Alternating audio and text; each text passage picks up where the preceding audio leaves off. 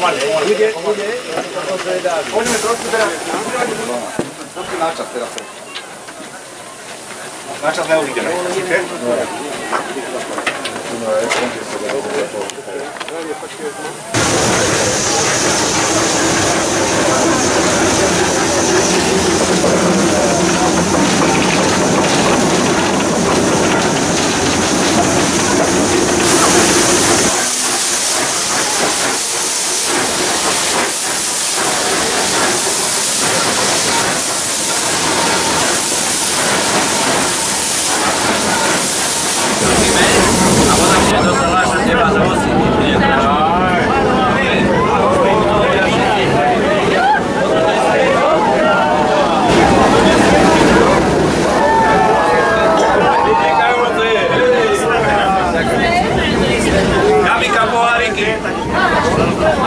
Málo, daj si.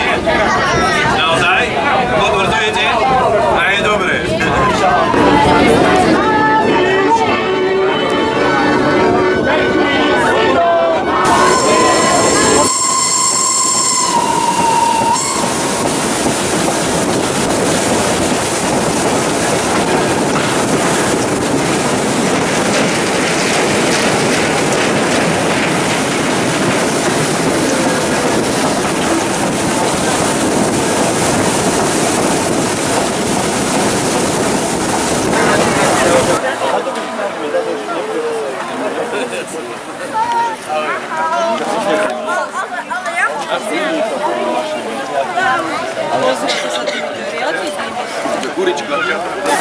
Dá sa povedať, že keď pred 12 rokmi prišiel pán Kubáček a povedal o projekte oživenia párneho zubného rušňa a párnej jazdy, tak trošku človek začal snívať, ale neveriť.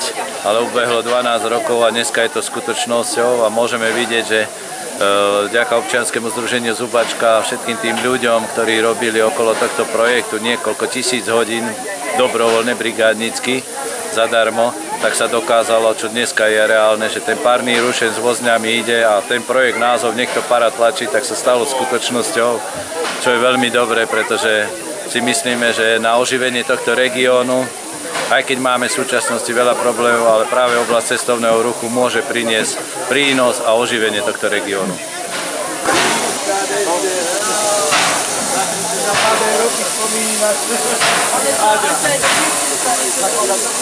No Filip, halo.